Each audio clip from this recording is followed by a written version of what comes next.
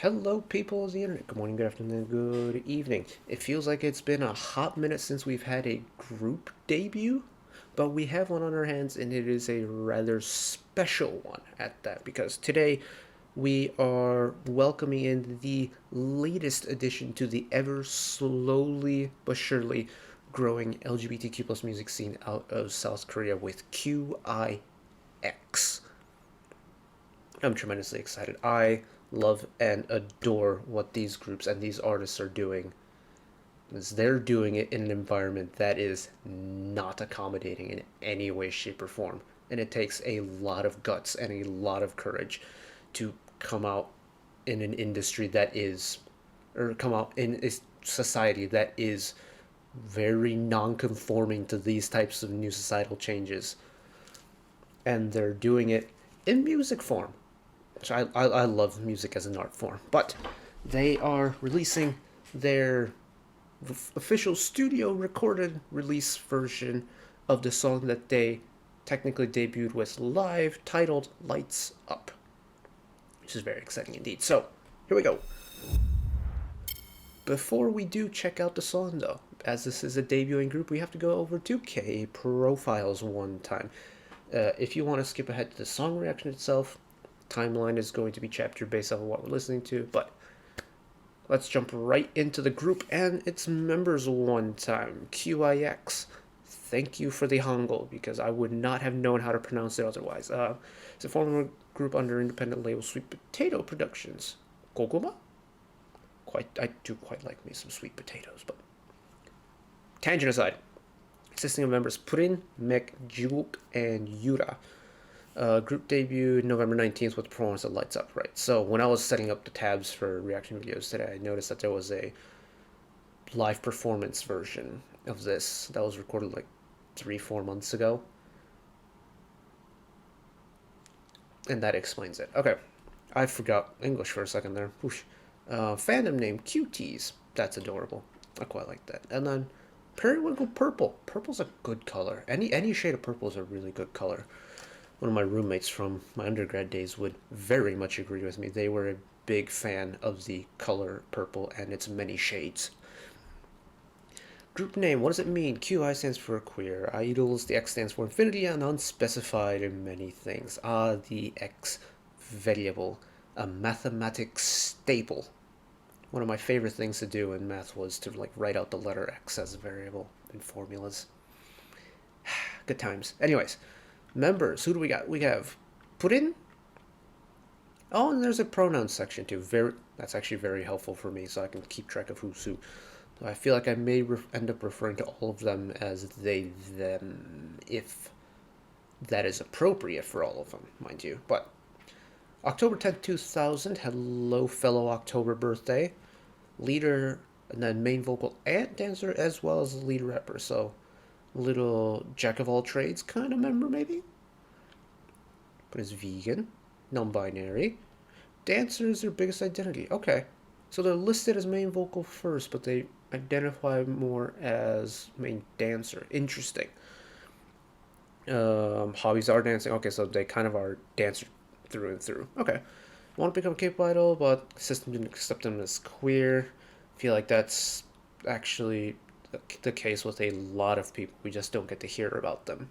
But shout out you for continuing to pursue that dream of yours. See, biggest dream, performing an opening stage at Mama. That's a cool dream, actually. I feel like we don't usually get things that are this specific. Like, we get like award shows or music shows and things like that, but like specifically a stage at Mama, cool stuff. Mama stages are usually really big, so I can understand where they're coming from. Hopefully that dream becomes reality soon. They are the resident goofball of the group. Okay, so we have a chaotic leader. Oh dear, oh dear. Okay. Jiwook. Oh, is he, they? Okay, so he or they. Very cool. Lead vocal and main rapper. Okay, so we've got the rap department covered now. Okay, very cool. December 23rd, 95. Okay, roughly 5-year age difference here. Okay. Once again, it's another group where the eldest isn't the leader. I feel like that's becoming a little bit more common nowadays. no problem with that at all, though. He's like, he has a cat daddy to 3 cats. Oh no. Is he or are they referring to the rest of their members as cats? As if so, that is a group dynamic already revealing itself. Drag artist, okay. Favorite bands: Nirvana, Radiohead, and Sigur Rós. Yes, I read that out of order. I don't know why, but wide variety in tastes, though. I quite like that. Do you identify as gender fluid, non-binary, trans, male, something genderless? Okay. Favorite soloists are Bon Iver, Damien Rice, and Bjork. Oh, wow. Wide taste, mainly Western too. Very interesting. And films I am not familiar with at all. But let's see, Queer Eye, isn't Queer Eye a show? I feel like I had roommates that talked about it. I feel like I'm gonna be referring to my old college roommates a lot because I lived with 3 people who were out, either non-binary or homosexual. I'll have to ask them about like this group and like the interests and things like that because this is like films and shows are whoosh, out of my pay grade. Never really had an interest in them growing up. I was more of a music head, so and I think mech, right? Because it's the same letters for of Makoli. No, that's Muck. So that's mech. Okay, they them once again, main vocalist again, a second main vocalist within the group. September 24, 96. Okay. So far, youngest is the leader so far. Working for a transgender rights organization, Joakpo. Very cool. Working for what you believe in as well. Identified as gender queer. They and Prim were best friends before the debut. Okay, so there is already like a friendship within the group already. Film game again. Above my pay grade. I was never heavily involved in films, but I've seen Frozen, Loners, Last of Us. That's a show now, also, isn't it? After the video game, the video game was iconic, but isn't The Last of Us a show now? Continuing on, they work at Soul Disabled People's Rights Film Festival. That's super cool. So they're heavily involved in like the community and the more underprivileged communities and working with those organizations. That's super cool. Rock on. I love that. Musical inspiration is Red Velvet. Ooh, a Korean music influence. Very cool. Red Velvet's a great group, I think, to have pull music influence from because they've got very wide range in sounds, got a wide range in memorability as well. Love that. And then favorite thing to do is eat delicious food and a foodie too. We love so they have a person who gives back to the community and is a foodie. Might be my favorite already. And then member in hiatus. Okay, Yura. They, them, lead vocal. Oof. Very vocal stack group. May 7th, ooh. May 7th, 2000 means the youngest is, the maknae is the leader. Literal maknae on top in this group. That's cool. I've never seen that happen before, so that's really cool. They stated that they want to constitute a course in general, not wish to label themselves as it was complicated identity. Very much understandable. I'm now realizing I had a lot of LGBTQ plus friends in college. I know like 3 people. Admittedly, I was not a very social person, but I feel like I know a lot. But I can understand that like conflicting mentality that they had to go through. Or I guess not understand but sympathize with that is a better word to phrase that. Majored in acting but interested in traditional arts as well as music and movement, so possibly a fine arts head? Quite like that. I myself also was a fine arts nerd as well, so shouts outs the fine arts gang out there. Exposed to K-pop ever since they were young. Auditioned in elementary school, excluded and eliminated from the K-pop industry. Okay, so kind of like Prince's backstory as well. And then February 9th, 23, taking a break from QI.X. Okay, so not been on hiatus for too long, but hopefully they're doing better and they're quickly on the mend while they are taking a break. And that's the members. I love them already. I love the message behind all the members. They all have their unique traits about them, but they all share like common goals and common background stories as well. And yeah, I'm invested already. So let's just jump into the music real quick. I have to do this now. Wait, hold on. I have to transition off to this screen and then transition back into this screen. We move on to the song.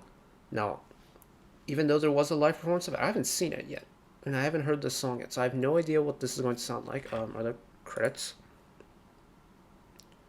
Geom Pak. And all the composition stuff. Okay. That's fine. I don't think I'm familiar with their work, but we'll find out together. So here we go. Lights Up by QI.X.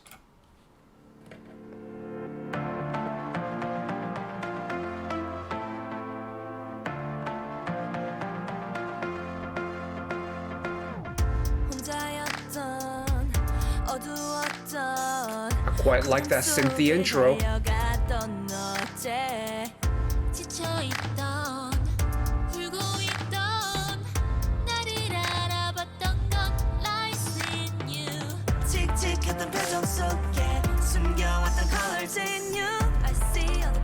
That's a cool effect, double stacking the layers there.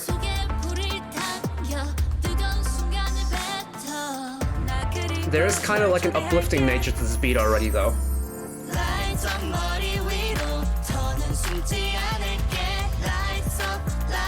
Are we on the chorus already? This must be the chorus already. Hold on, let me pay attention.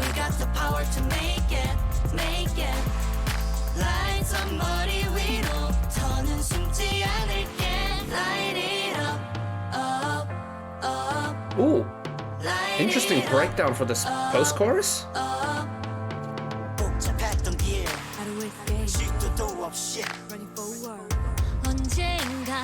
Nice juxtaposition of the three voices here.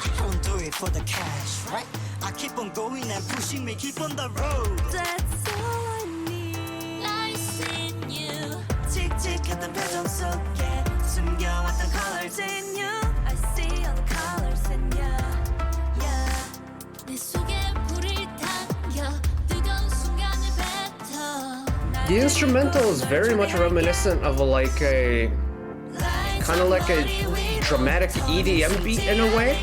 I'm not mad at it.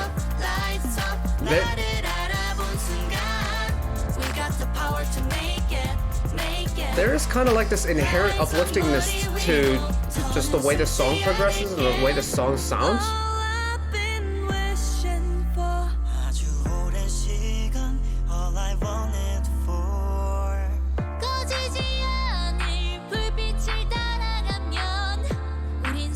Three very different voices. I really like that combo though. And hold that high note, let's go.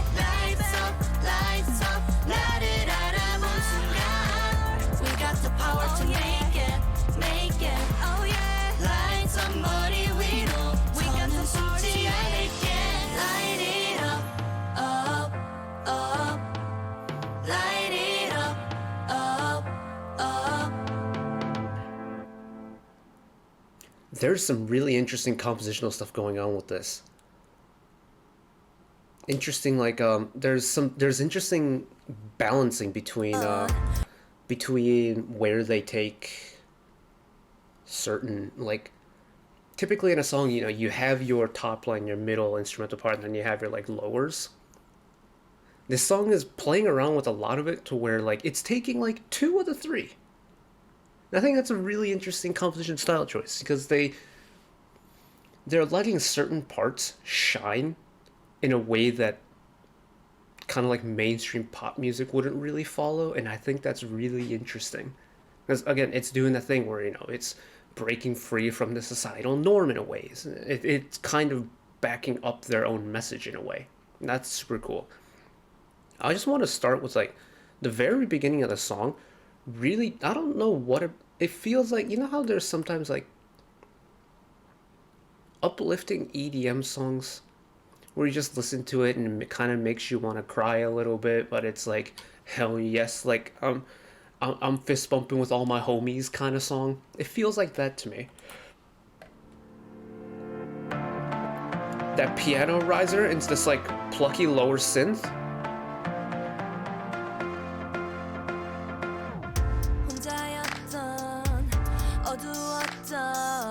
And then that it kicks in with this like really almost dramatically slow build-up where the beat is slow. It almost feels like you're trudging through the song in a way. And maybe that's like a musical metaphor on like how you have to like they're trudging through all these negative emotions they're experiencing because they are part of the like identify as LGBTQ, and that through the music, and it kind of tells a story about how once you get to the chorus you are like free and you're breaking free of all the shackles that society has placed on you. But in the beginning you have to like slowly work your way through it, and it's like the story of working through it and kind of like building the courage to punch free of society in a way. I have no idea if my brain has just come up with that or if that's the deeper meaning of the song, but I quite like that association. Anyway, let's move on.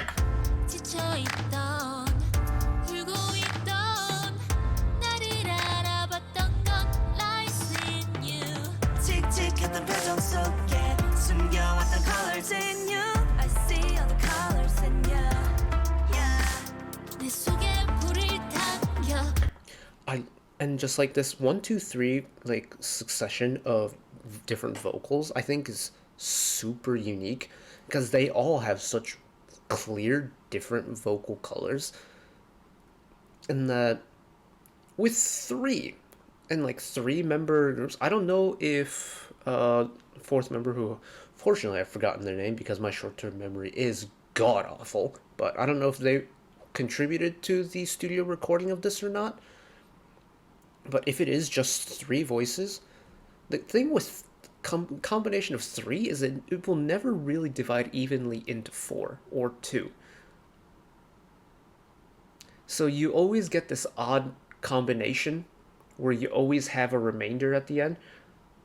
And so you always get a different vocal pairing every single time. And they're taking advantage of that because they have such clear, distinct, different voices, and they're pairing it in a different sequence every single time. I think that's such a clever touch. We'll go through to the first chorus and then we'll wrap it up, but